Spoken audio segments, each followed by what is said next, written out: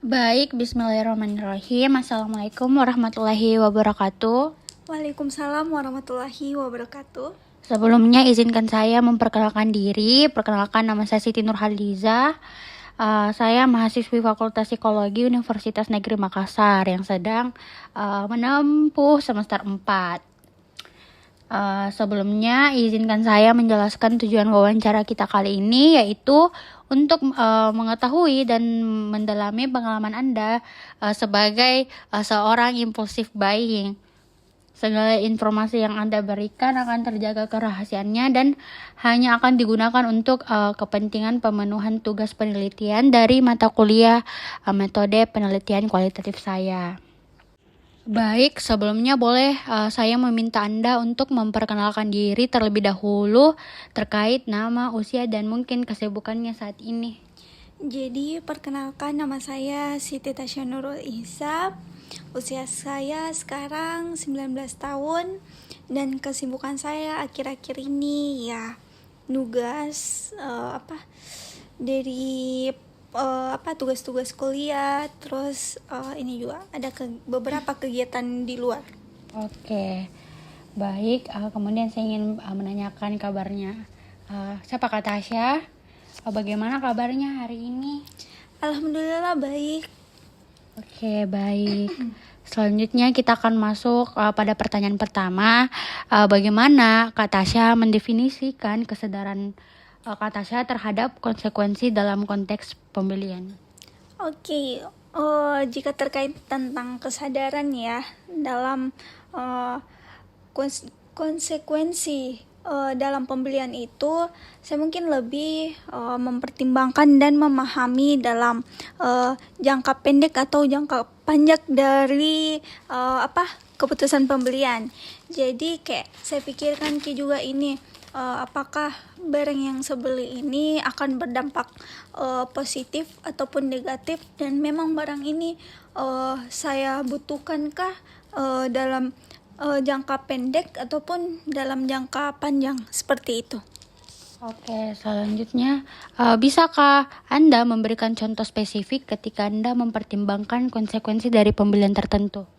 Oke, untuk contoh spesifiknya itu mungkin lebih ke ini ya. Jika saya ingin membeli suatu baju, kayak saya perhatikan juga dulu kualitas bajunya nyaman enggak kalau misalnya saya beli. Terus yang kayak ini juga ukurannya yang kayak mungkin saya lebih cenderung untuk membeli pakaian yang lebih longgar dibandingkan yang sempit, karena kayak saya tidak suka kalau misalnya ini pakaianku ngepaski di tubuhku, karena kan kebetulan juga tubuhku kecil jadi kayak lebih mending saya memilih baju yang lebih besar, seperti itu. Oke, baik. Selanjutnya, apa saja faktor yang Anda pertimbangkan saat menilai konsekuensi dari sebuah pembelian? Oke, faktor yang saya pertimbangkan itu mulai dari ininya ya. Barang-barangnya ini bernilai bermanfaat atau tidak. Jadi kayak nilai kegunaannya itu bagus atau tidak. Terus yang kayak selain nilai kegunaan, juga saya pertimbangkan kalau misalnya kayak lagi ada diskon ataupun lagi sale key, jadi kayak merasa lebih untung kalau misalnya pasnya diskon. Terus ku pertimbangkan juga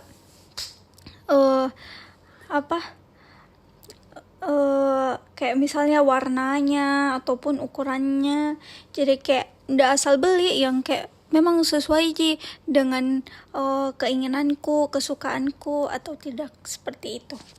Oke, selanjutnya, apakah Anda pernah menyesal karena tidak mempertimbangkan konsekuensi sebelum membeli sesuatu?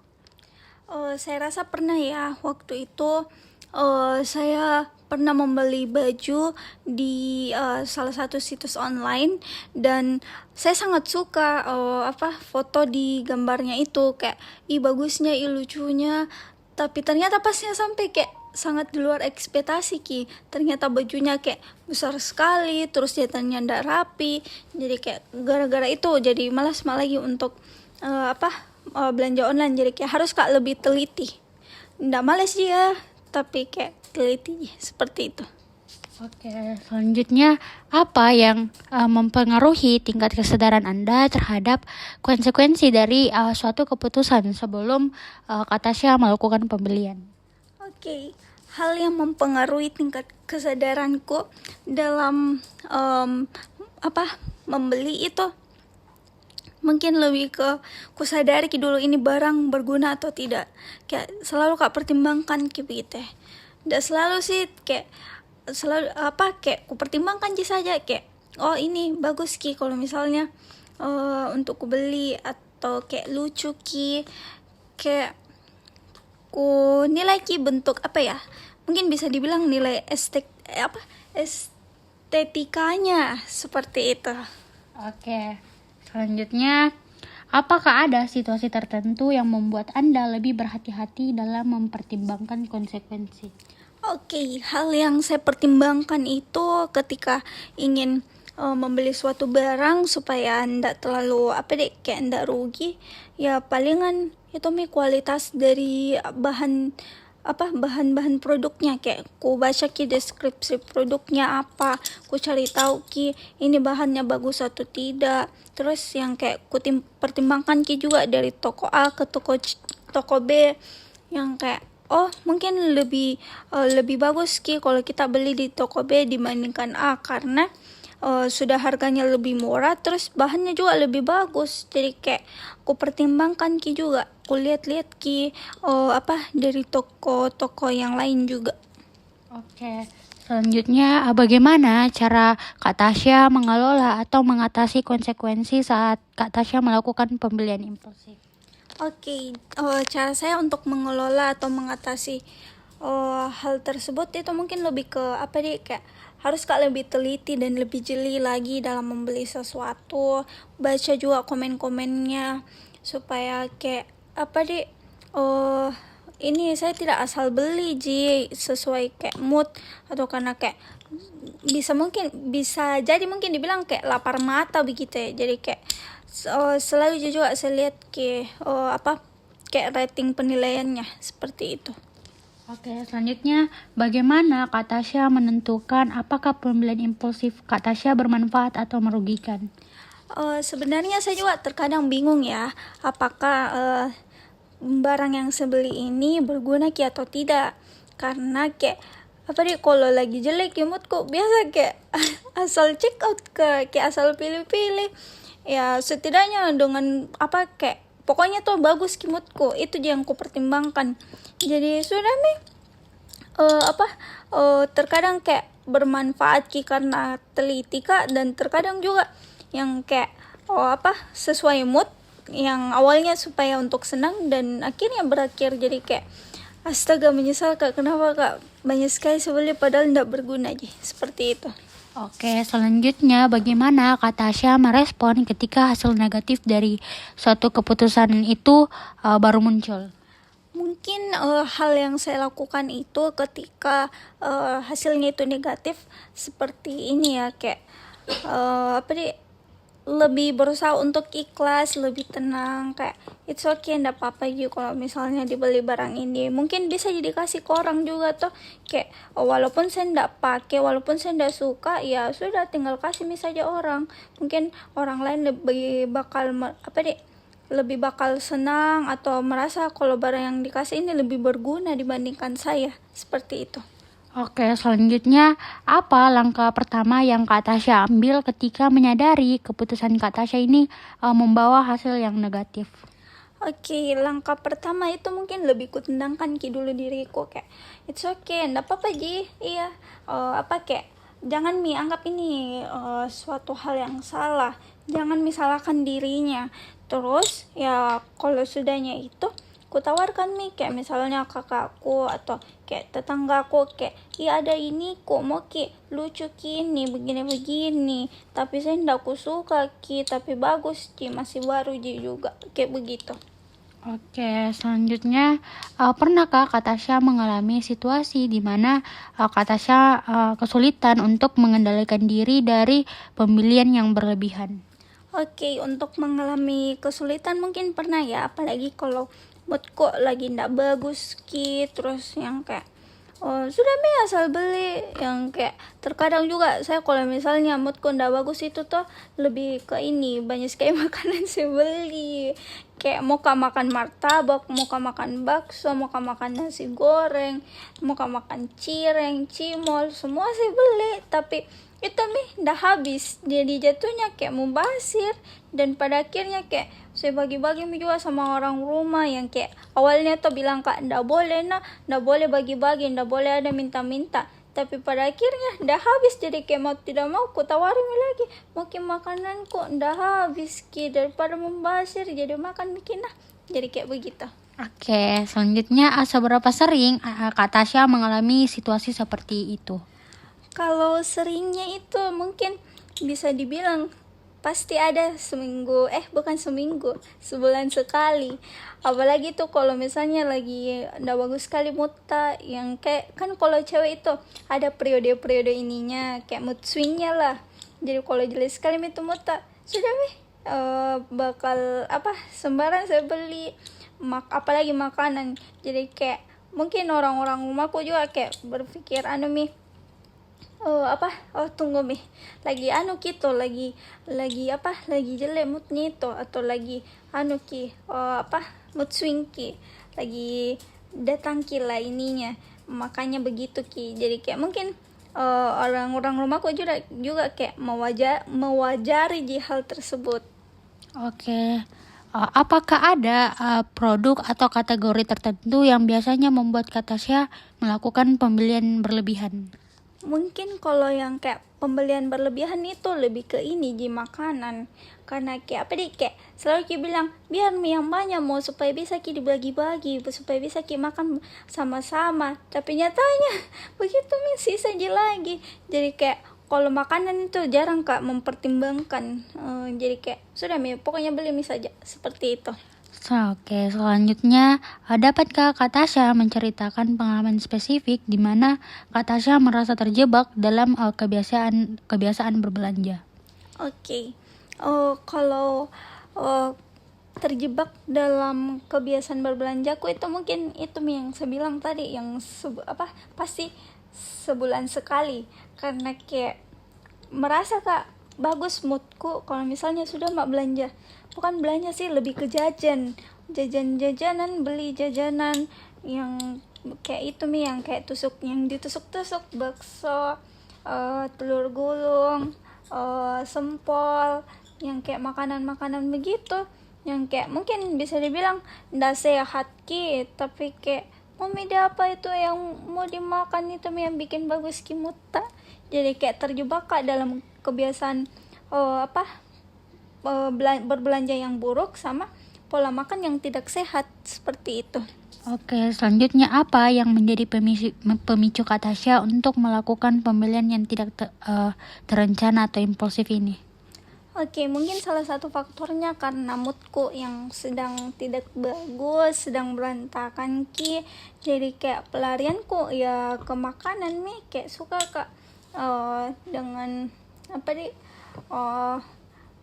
makan jajanan, kayak otomatis kila meningkat. Dia tahu juga saya juga bingung apa yang terjadi.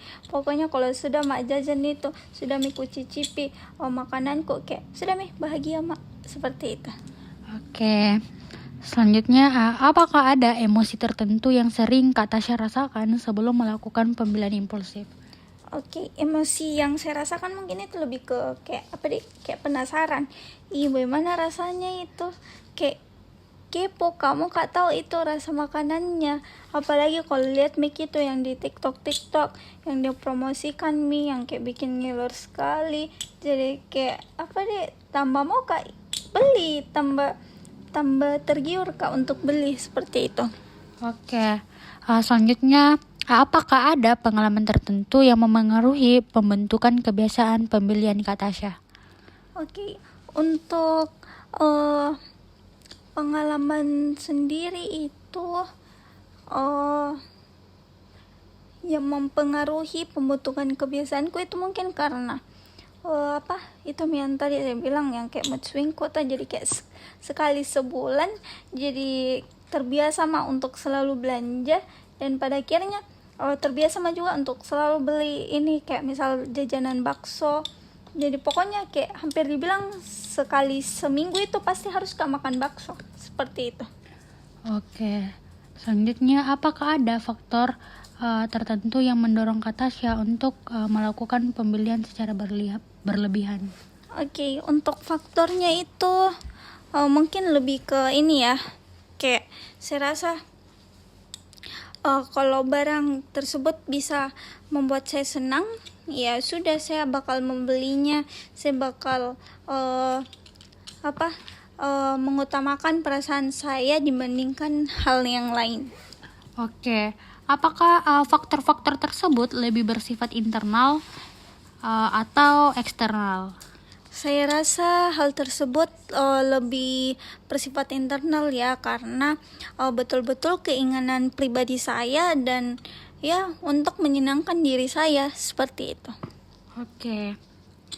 Selanjutnya, bagaimana lingkungan pertemanan Kak Tasya berperan dalam mempengaruhi keputusan Kak Tasya dalam berbelanja? Oke, untuk lingkungan pertemanan mungkin teman-teman saya itu sering sekali kayak dia kirimkan Kak link-link barang-barang lucu ataupun yang kayak lagi diskon. Jadi kayak tergiur Kak untuk beli. Jadi kayak memang betul-betul ini teman-teman kok sangat meracuni. Oke, selanjutnya bisa Kak Tasya menceritakan pengalaman Kak Tasya di mana teman-teman Kak Tasya ini mempengaruhi keputusan berbelanja Kak Tasya? Oke, jadi waktu itu pernah pas di kampus kayak saya lihat gini teman-teman kok di laptopnya banyak stiker-stiker lucunya. Jadi kayak berlangsung Kak bertanya, ih kenapa lucu sekali stikernya, beli di mana? Terus ini temanku dia kirimkan linknya, ini di sini beli lucu-lucu semua stikernya, terus murah-murah, terus bagus Ki. Jadi di sini bisa aja beli, karena saya juga belinya di sini. Jadi beli Mina apalagi nanti kayak kembaran Ki sama Ki stiker tak begitu. Oke, selanjutnya bagaimana lingkungan sosial Kak Tasya memengaruhi kecenderungannya Kak Tasya untuk melakukan pembelian impulsif? Oke, kalau lingkungan sosial mungkin lebih ke ini ya. Kalau di keluarga aku itu kayak maciku juga, kalau misalnya mau kayak beli makanan kayak beli misal aja, jangan mikir ki apa-apanya, kayak jangan mikir ki juga ongkirnya atau apanya, karena makanan jadi makan jadi sama-sama, ndak bakal rugi jika itu, seperti itu. Oke, selanjutnya bagaimana interaksi dengan teman-teman dekat mempengaruhi keputusan pembelian Kak Tasya? Oke, kalau teman-teman dekat mungkin lebih ke ini ya. Kalau misalnya ada racun atau apapun itu, jadi kayak merasa Kak terpengaruhi. Baru kayak biasa kan ada itu yang kayak ikut-ikutan Ki supaya punya Ki barang lucu. Jadi kayak ini temanku kalau punya itu barang lucu, jadi kayak ikut mau Kak juga kayak begitu. Oke, selanjutnya pertanyaan terakhir yaitu bisa Kak Tasya menjelaskan perbedaan cara Kak Tasya melakukan pembelian saat bersama orang-orang yang berbeda, misalnya keluarga, teman, sebaya, atau kolega? Oke, kalau misalnya perbedaan yang signifikan itu kalau misalnya sama Kak orang yang tidak saya kenal itu toh mungkin durasi waktu berbelanjaku itu lebih lama Ki, karena kayak semua aku pertimbangkan sendiri.